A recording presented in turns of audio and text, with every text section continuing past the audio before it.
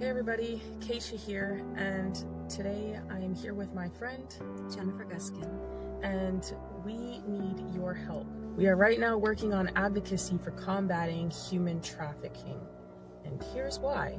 So we'll give you a little bit of background of our story and why we're doing what we're doing. I was adopted as an infant by a couple who sold me throughout my childhood. I have been to Epstein Island and on multiple Lolita Express types of flights as a child. After I went public, Child Protective Services opened a substance-exposed newborn case, even though all tests came back negative, and they told me that if I wouldn't stop posting on social media, I would never see my daughter again. I started to connect how I was adopted as an infant and then sold throughout my childhood, how many other children who have been through the adoption, foster, and CPS pipelines have also been trafficked to Epstein's Elk. And as many of you guys know already, based on the work that we do at the Karis Project, I'm an American Indian born in Canada under the Jay Treaty. My father and I were exposed in the improper contagion mitigation for the COVID pandemic in early 2020. As a result of this, I lost everything: a house, cars, corporate assets, jobs. Bank accounts were shut down in Canada, and I fled to the US as an American Indian, fully documented, and was trafficked by rogue agents in ICE and other agents in the government, and forced to live with single American men. I was even imprisoned for 7 months initially, and then trafficked throughout the states. Put on full surveillance tracking and wasn't allowed to leave the city house or state without permission or work without permission. And that happened for many years, and I was on and off the streets because of that, and in and out of shelters. And that is just a small example of what many go through in this trafficking system, be it the family courts or otherwise. So that's why the Karis Project will be going to DC to speak with representatives and do live reporting. We're also going to be in contact with other families who are dealing with human trafficking, and through the CPS courts or through any other means, lesser versions of trafficking, and doing reporting on them live and otherwise. We will also be working on, we ultimately want to shine light on what's going on with the trafficking here in the US. And we also want to meet with various agencies in DC, and we'll be going back and forth for training sessions and other things so that we can be better equipped to help people deal with resolving some of the issues that we're seeing. We will also be putting forth petitions in government to help people get justice, and that's something that we have been working on already so far. We have some petitions that have recently been filed in the state of Colorado, Michigan, Texas, and Arizona, and we will be continuing. But we can't do this on our own. We will be traveling to events and training courses, as well as DC on a consistent basis. We also have to get acceptable equipment, such as computers, cameras, interview gear, etc. There will be other miscellaneous costs that would also be like gas, food, and rooms if necessary. So that is why we are working towards combating human trafficking, and that is exactly why we need your help. We cannot do this alone, and most what the Karis Project does is on its own dime. And so we do love and appreciate each and every one of you that support us and all the work that we do. As many of you know, we also live stream on Lindell TV every day. And everything we do, like I said, is on our own dime. So we appreciate all the love and support and all the people who do donate. And we would very much love and appreciate that still. Thank you everybody for your time and considerations. And thank you for all the support. And we will catch you guys in the next one, and hopefully we might see you guys in the future and come across you and maybe be able to do some great things together. Hello everybody, and welcome to the Karis Project podcast. Today we have with us Kai Andrews. She was a mother who just recently got out of prison jail because she was trying to protect her kids, which seems to be more of a common theme, which it shouldn't be, but it is. And Kat Espinda is back with us again. Hello. And so you want to introduce yourself to our audience, Kai? Sure. Hi, guys. Yeah, I'm Kai, and I I guess I kind of blew up a little bit because I had a wonderful friend of mine sharing my story while I was talking to her every day from jail. It was not a pleasant experience at all. I've been in family court now for 3 years, and ultimately, moved to Texas to want to co-parent, wanted to do the right thing for my daughter, and just have been dragged through the court system and the place that you think they're supposed to protect you and they're supposed to do what's right for your child and they're supposed to honor you for doing the right thing, wanting to facilitate this relationship with both parents, and just keep you safe and help you overcome challenges and arguments.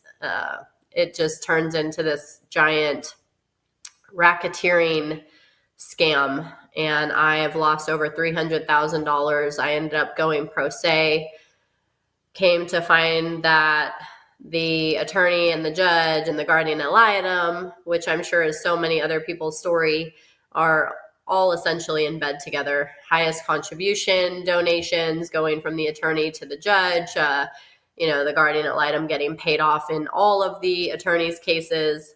And I know everybody asks, well, what did you do? You violated orders. You didn't do this. You just have to follow the rules and you'd get your kid back. Well, why did I lose my kid in the first place? She never should have been taken from me,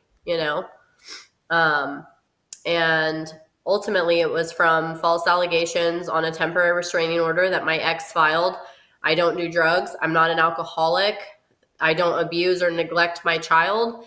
I am a great mom. Everybody who knows me has seen that. And he, for whatever reason, probably just because of the attorney that he has, was able to get this TRO granted. So how long ago did he get this temporary restraining order, and what was the reason that was given that he needed one? Yeah.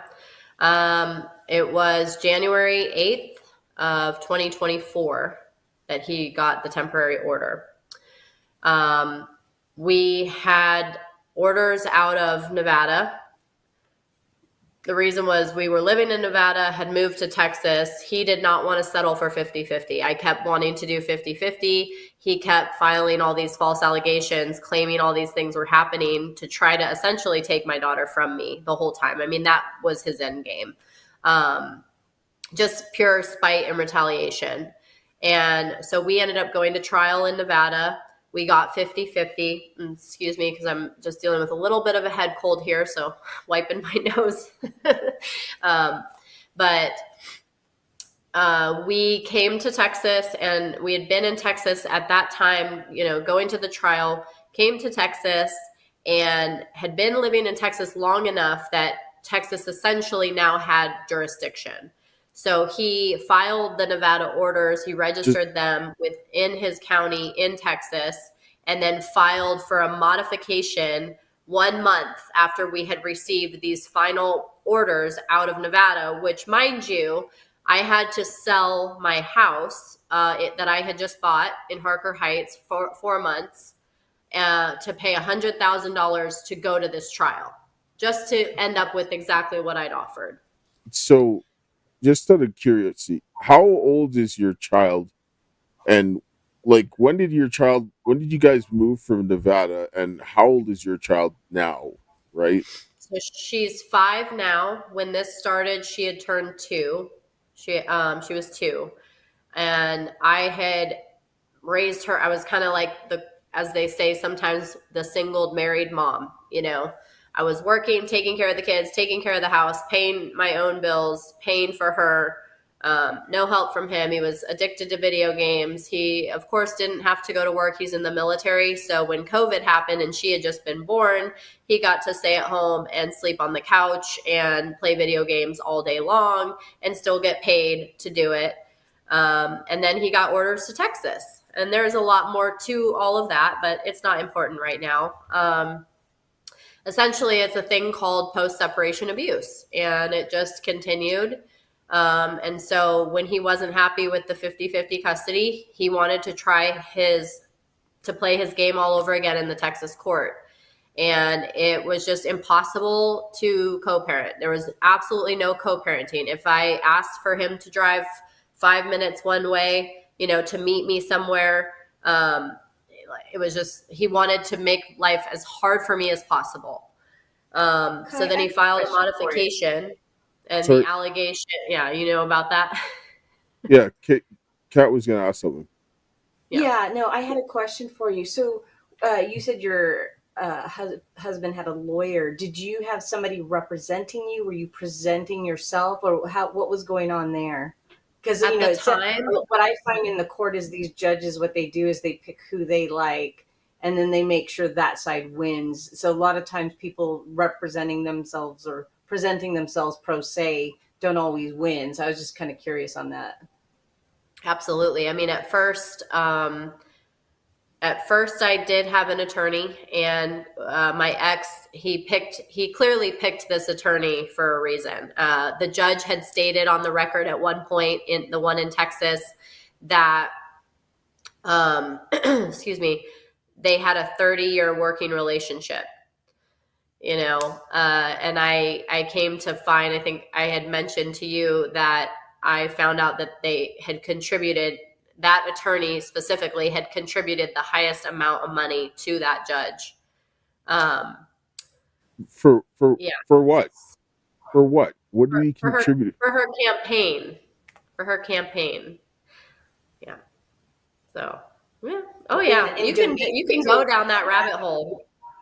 No, that right there, he can't come in a case before that judge. They can't. Yeah. Well, I put it on the record, and they retaliated. Once I ran out of money, I became pro se, to answer your question a little further.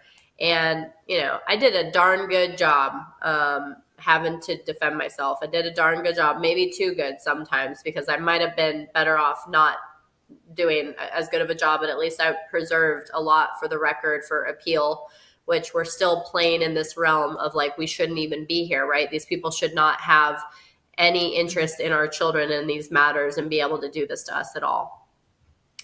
But I just spoke at the Capitol on this, and it's clearly a problem. I mean, there is a judicial canon that says even the appearance of impropriety is too much. They shouldn't have that.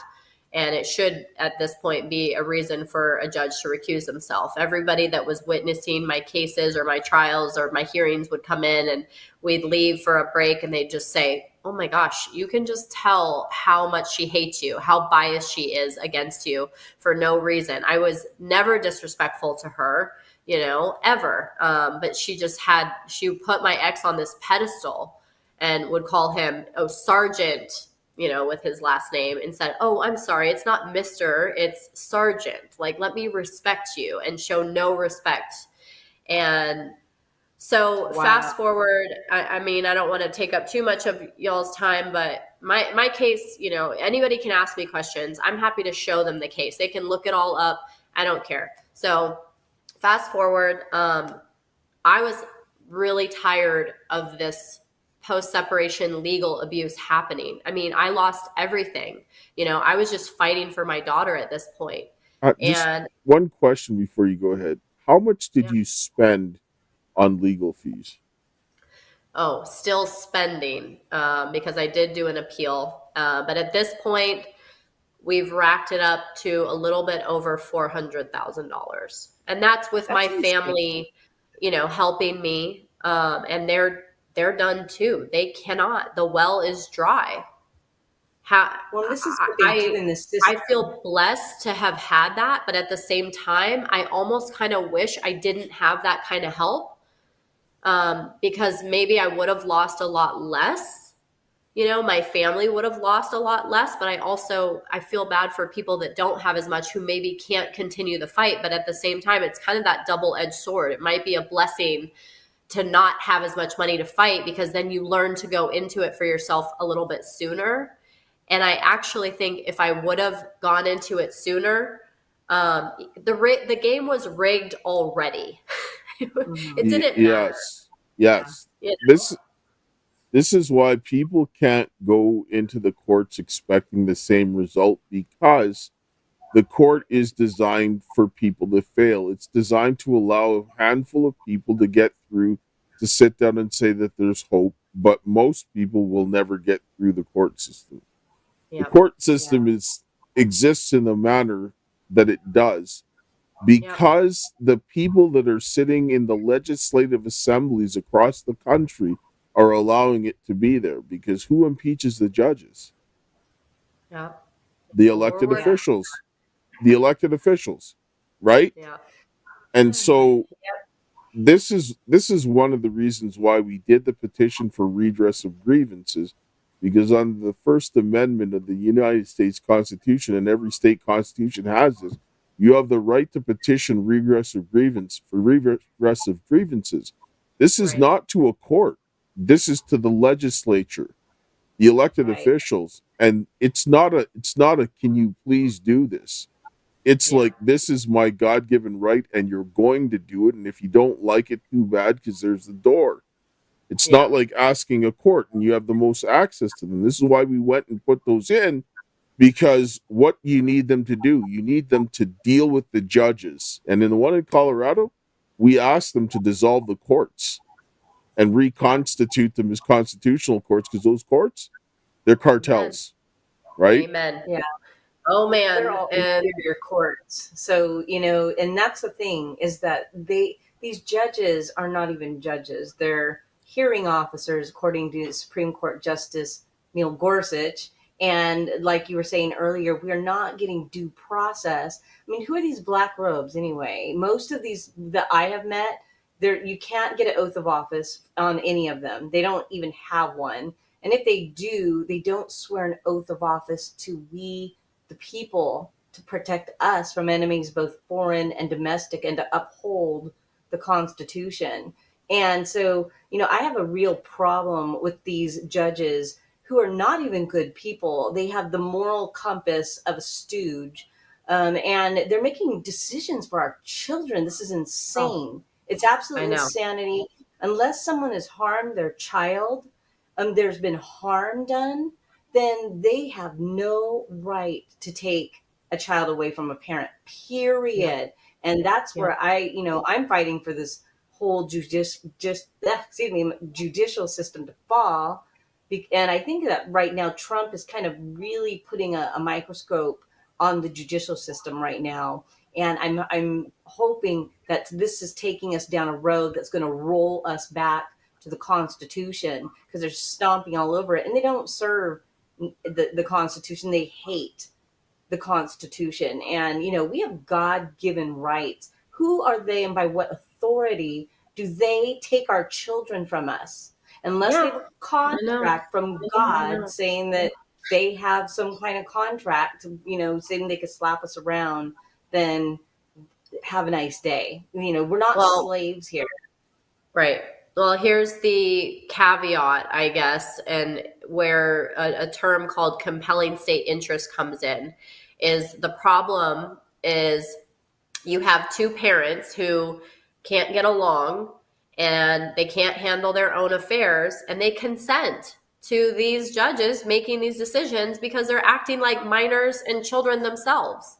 They go in there and they say, I hate her so much, or I hate him so much, and I'm going to use my kid, and I can't just, figure it out. So I'm going to let you make orders. You know what? You're essentially consenting to it. So you've got two people, and you've got equality under the law and equity in that. But that's where these lower courts get their compelling state interest, is when you can't be an adult and figure it out. They feel like they can step in. This is what the state should do.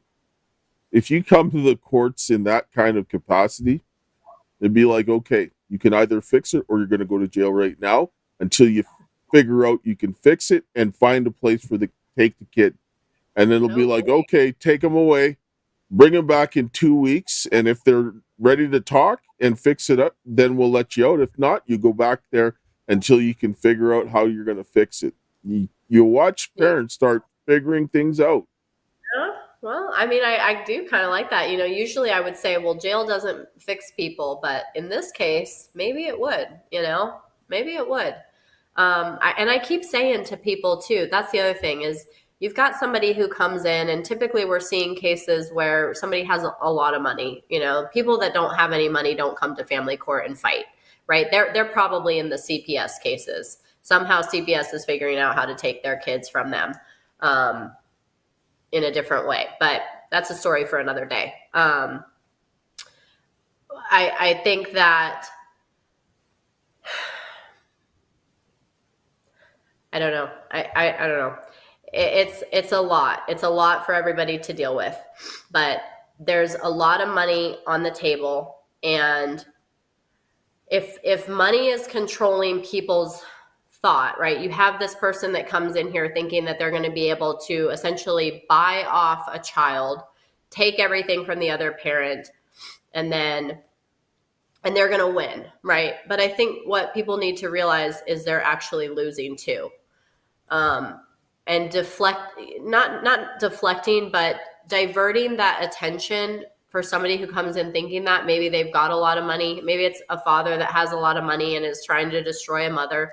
Maybe it's a mother who came from a powerful family. They've got a lot of money and they can fight and they can destroy the father, right? And we see both of those things. This is not a gender issue here. We're fighting a big demon monster together. And it's powered by money. But imagine if you could talk their language and say, why would you go spend $100,000, which is a lot of money for a lot of people, $200,000, $300,000, $400,000, getting up there? Why would you go spend that? Why don't you guys figure it out for your kid, put it in this little pot, and then you can still go buy yourself a new car, Maybe if you have to have what you want, you put this little bit that is your duty for your child, that is what your child needs, food, shelter, clothing. They don't have to have all the brand new Nintendo or Xbox games or whatever. And then you can go buy yourself that nice new little car, that nice new house, and you've saved all that money. Why are you giving this money to somebody else thinking that they're going to control your ex when really you're actually losing too? They're selling revenge. That's really what they're doing. That's exactly what they're doing. And you know what? Attorneys come in, and when you can have two people that are getting along in mediation and it's going to be really good, and then you've got this little demon attorney whispering in her ear or whispering in his ear, oh, you shouldn't let her have that. That's too much. No, we've got to keep the fight going. You can't just let her walk all over you like that. And they are the ones. Why? Because that's how they eat. That's their bread. Of course, because when people are fighting for their children, they'll go to any lengths. This is why they do what they do. And then when there's issues and breakdowns in the families, those are the worst things and the worst pain associated with it. So people want to get even, they want to get back, and all of these things. And so they're preying on people's situations. Absolutely. Well, Dale, the one thing is that, it goes back to the marriage certificate, and a license is signed by the man and woman, and they're not signing it to marry each other. They're actually bringing in a master, which is the state. And the church is the one actually facilitating all this. Okay. So, exactly. Right. And so we basically pull ourselves into their jurisdiction and give them dominion over our children, over our marriage. And either one, especially if they're brainwashed that they're going to use the legal system and I've got hundreds of thousands of dollars, I can ruin them. So that just shows that the regular average man and woman doesn't have a shot in hell if they don't have the money. And this is why the system is so vampiric. And they don't care if men and women go after each other, but you can never go after them. It's all about us fighting each other and them taking the money every single time we get into these cases. It just goes on and on and on. It's theft and it's insidious. It's absolutely. Yeah. wanted to just sit down and say, like, with my case, basically I put in, I think this was May 15th of 2023 or 2022, 672,000 pages of evidence, right? The cost of processing that, and I use the King's bench rate, which is the entry court for divorce hearings. And we went up to like appeals courts and Supreme Court of Canada, which goes up, so $400 an hour. $6.73 million that would have just the cost of processing the documents alone, not reading or responding, just to process them. $6.73 million. Wow. And the house that I was living in was worth $170,000 at the time because it was in a small town, right? So I'm like, you're going to tell me that $6.73 million is being spent, and even if you got that free, you still have to pay taxes on that gift. And so I called the taxman. I said, this is tax fraud. And I reported it. They didn't do anything.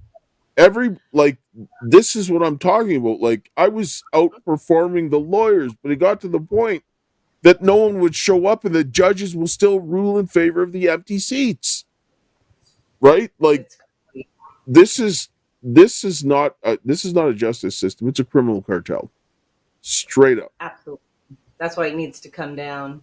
Yeah. I mean, the sooner the better. And I hope people start to wake up to the fact that they don't work for us. Their oaths of office, if they have one, it's always to the county and the codes and their positions. That's right.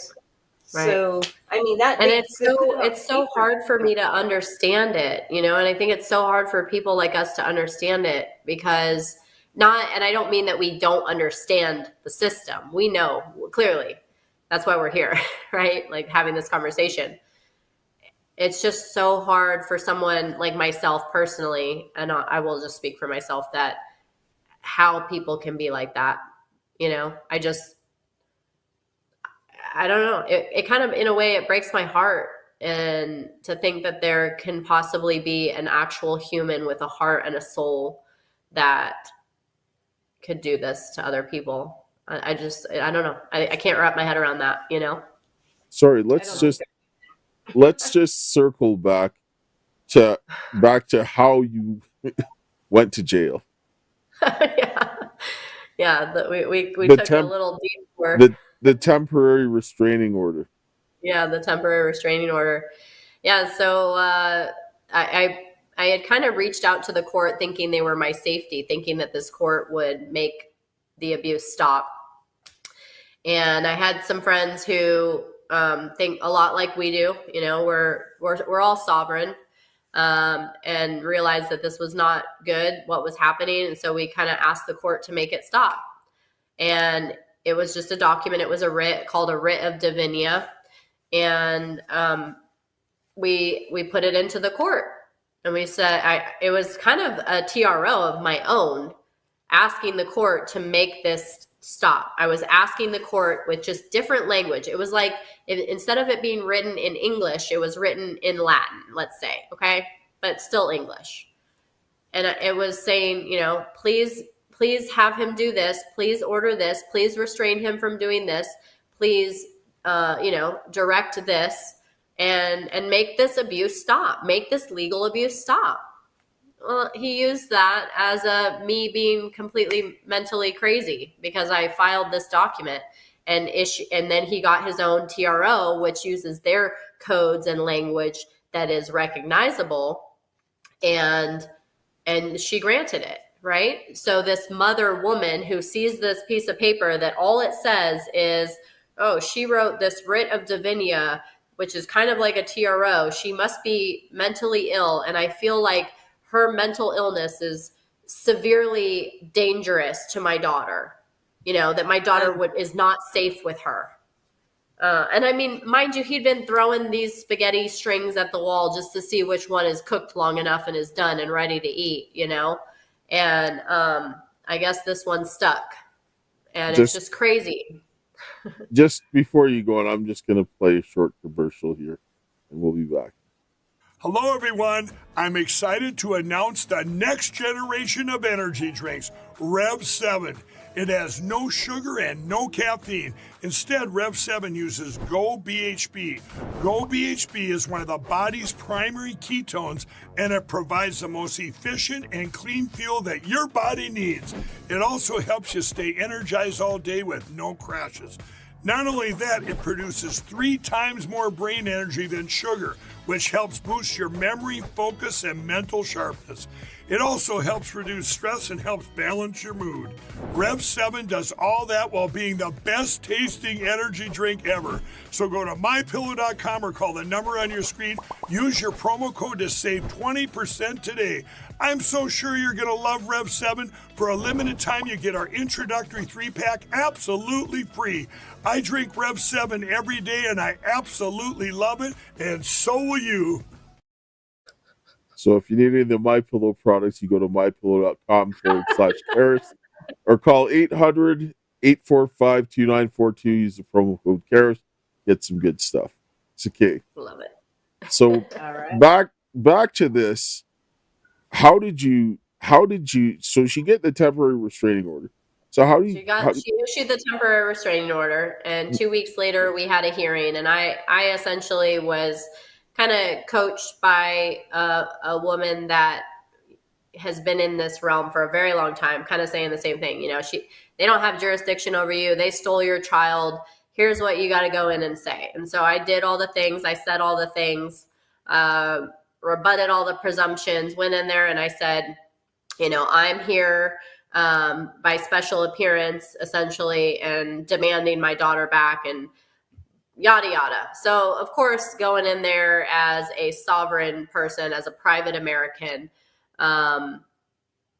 they just label you as more crazy, right? You can't actually be a smart person who could possibly think for yourself and realize that the cartel that is trying to destroy your life, you know, you're crazy. You're making it up. You're just a conspiracy theorist and you're paranoid, right? And so she literally used that to justify keeping me from my daughter with no contact for 4 months. And I quote, she said, "We have to keep this child safe." That's unbelievable. And That's so true. when was this? That this was last year that it was given? Last year. Yeah. So then they're like, the conditions. Here's the conditions, right? Get a psych eval. Get a recommendation from the psychiatrist that you should have unsupervised visits and have no contact until then. So what do? I go run off and I get a psych eval. Oh, it's not good enough because now they didn't get to pick the doctor, or it wasn't exactly the kind of psych eval that they wanted. And they're still really, really convinced that there is something so wrong with me that I should not have my daughter, who I've cared for by myself for her entire life. So we put that into the court, and then they're so mad that they completely ignore that and set it for, you know, the first few days of the trial. And then everything changes at that time. Then I ended up getting at the last minute an attorney. Biggest mistake ever. $30,000 gone so fast, did absolutely nothing, right? What does he do? He goes into the chambers on that first hearing. They're in there for 45 minutes. They come out. They've assigned a guardian ad litem and told me I'm going to get supervised visits and I'm only going to get calls every so often. And I'm like telling him, why? You have my psych eval. Oh, well, they want you to do another one. So that was another condition. So now I'm on supervised visits. Now I have to take another psych eval. How much did the psychiatric evaluation cost? Let's see. Including the expert testimony, it was total of $7,000. Did you have to pay this out of pocket? Yep. Oh, but he didn't have to do one, even though we've said, like, I've complained of his mental state, because the real question that people should be asking from that side of things, which we know now why they don't, is What kind of reasonable person who has empathy would ever do this to a good mother, right? I can understand if I had needles in my arm and you came in and I'm just so strung out, or I'm a straight up alcoholic driving around every day with my kid not in their seatbelt, getting pulled over for DUIs.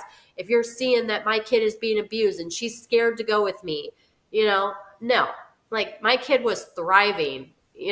She was so happy with me. She loves mom. She wanted to come back with me the first night that she left me. I mean, I have a video of her saying that first night before the TRO was served to me, Mommy, I want to come back to you tomorrow. She wasn't supposed to come back to me for a week. But Mommy, I want to come back to you tomorrow. I want to come to you tomorrow.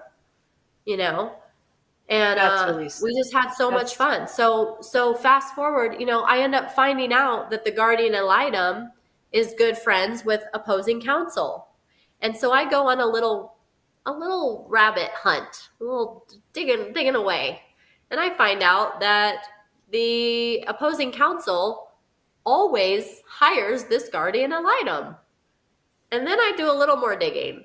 And I'm finding out that in all of the cases that there's a guardian ad litem, which is her, on his cases, who do you think she makes a recommendation in favor of, no matter what? So just some of our audience is in Canada, and we don't have guardian ad litem. So you want to explain what that is? Maybe something like an amicus attorney? It would be somebody who is supposed to be the eyes of the court outside of the courtroom, representing the best interest of the child. Mm-hmm. So, like that kind of person. Now, mind you, about that, Dale. Say that again. So when you look at the whole thing of best interest, when you hear that term, it doesn't mean what you think it does. Right. When we think of best interest of the child, you think about what's best for the child. But when they use those terms, it actually means what's in the state's best interest to do for that child, not in the best interest of the parent. So they're looking at it on what they want as opposed to what the child actually needs. And that's really how that works. Absolutely. And I always try to teach people this, as I've learned along the way, is what this really is as much of a cartel as it is a banking system. And if you notice, all the banking words, bond, interest, bill, order, these are all banking terms, right? This is all securities fraud at the end of the day. Banking and securities fraud. And they're using our kids as the collateral. And they're using us as the collateral. We're being trafficked in the system as well. Absolutely, we're being trafficked. Absolutely. Yeah, they sit behind the bench, which is actually a bank in Latin. It's the same thing. A bench and a bank are the same. And they sit up there on the top, and then you got a plaintiff and a defendant. It's like a triangle, because this is a Masonic system. And the Masonic in the temple, they have their own gavel. It all stems from that. And so, we have to realize that we have been captured. These people do not have the right to say anything about our children, and everything that they did to cause fraud, to get us to sign these contracts we didn't really know about. Fraud vitiates everything. And so, I'm glad you're moving forward. You're getting your voice out there. Good for you. Because this is our children and our grandchildren. And if we don't stand up for them now, that's it. They're trying to move us into communism, full on New World Order. So we got to stand up. Yeah. And I think that starting with the children, that is not, so that we can teach them differently, to teach them never to step foot into that realm, is so that it doesn't perpetuate this cycle. And then they're not stuck in this system forever. Like, it's like, how do you make it stop? Well, you're not going to make it stop in the system. Just like Dale said, you make it stop by never making it start and never letting it start, Yep. Why? But you also have to break the system, because you have to remember this is a system of slavery. And slave Yeah. owners, they're not going to let you just walk away and go away. Yeah. Slave owners, when the slave ran away, they're like, get the dogs, get the hounds. They went and chased you down. They chased you like they would chase people up to Canada and bring them back, right? Like, even though they weren't supposed to, they still did it, and they put your picture up everywhere. So if they believe that they own you, they're not going to just let you walk away. You need to make sure that they can't chase you, and then you can go about your merry way. And so Right. this is what we need to do. Yep. Yeah. So,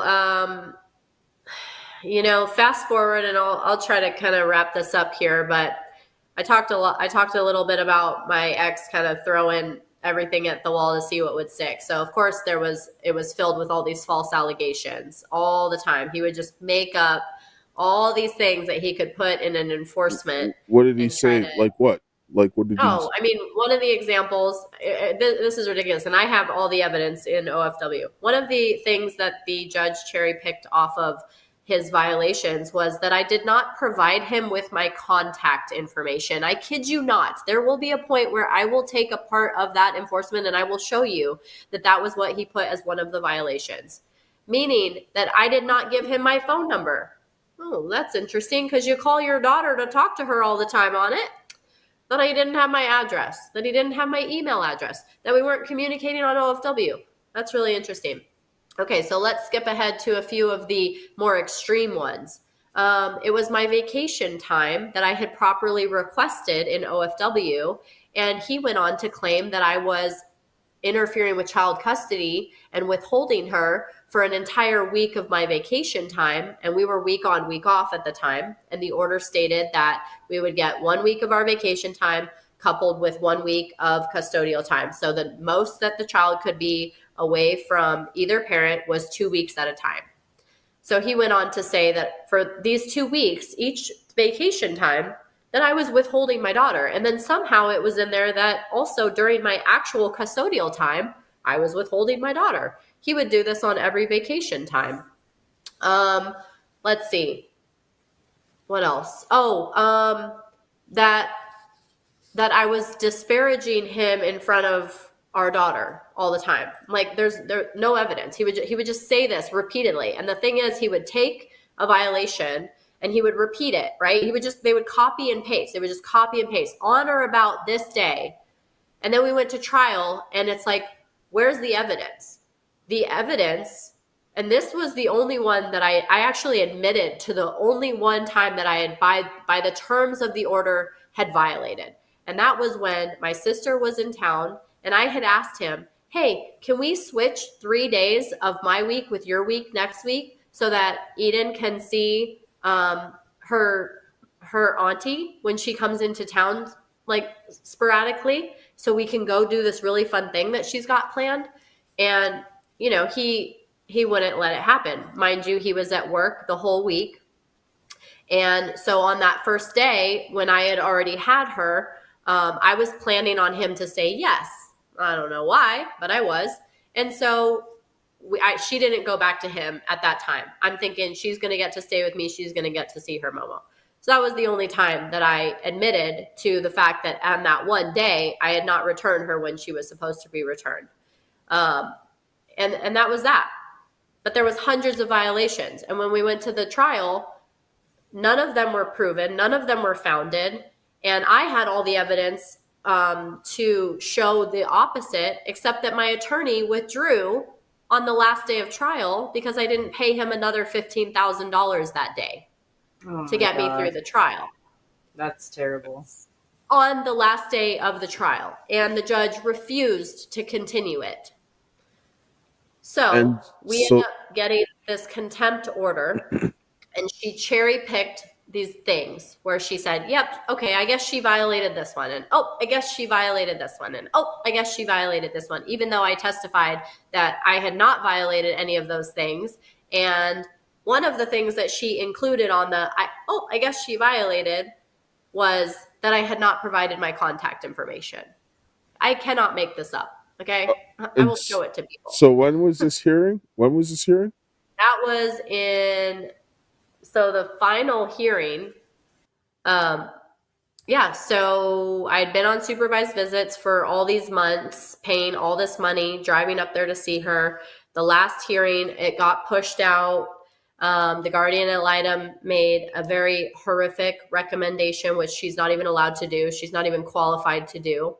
And the last hearing date was July, I want to say like July 20 something of last year. Okay. So then And yeah, so I had to push through that last day and do the best I could to represent myself, or I was going to lose my opportunity for appeal, because I knew that that judge was not going to give me a redo. So I was just objecting to everything, doing the best that I could. And she ended up, instead of giving me back my daughter, because there was no evidence to anything, and I'd actually taken a second psych eval, that one that cost $7,000, as well as had the psychiatrist come testify as an expert, and said, this is a very traumatic experience. She has PTSD, she's got anxiety, she's got depression directly related to this ongoing abuse within the relationship, especially the legal and post-separation abuse from the litigation and from her daughter being taken, and testified to the fact that a mother losing their child is just as traumatic as somebody going to war and fighting in war. So the judge find you guilty that day? So it's not a guilty. It wasn't a guilty thing. There was no. So you're saying for that? So The contempt. That was when we got the orders. She found me in contempt on that side, and then there was also he was trying to get this modification. So on the one side there was like this enforcement, and then the other side was the modification. She cherry picked these things, and what she did is found me guilty of those things. Yes, created an order for contempt, but also put on there a suspension of the commitment, and then said, as long as you follow all the other orders in this completely unlawful and illegal order, where I'm continuing to keep your child from you and you're going to continue to have supervised visits indefinitely, then we'll just suspend the commitment. Oh, but you're also going to be on community, supervision for 10 years. Yeah, that right there in and of itself is enough to get a habeas, because that's called a restriction on your liberty, a restraint on your liberty. So then how did you end up in jail? For not paying. So, on that enforcement, she ordered me to pay $4,000 in attorney fees. And so then we had another hearing when I was trying to protect my daughter. I had found out some things. I filed a TRO on him asking for my daughter back. What did you find out? Just some health stuff going on with my daughter and her psychological well-being, some things that she had told me. And the judge refused to hear it. And then, so we went to court, and then I also went to go see my daughter at her gymnastics. And the order had said, that I'm supposedly not supposed to be within 1,000 feet of my daughter without being supervised.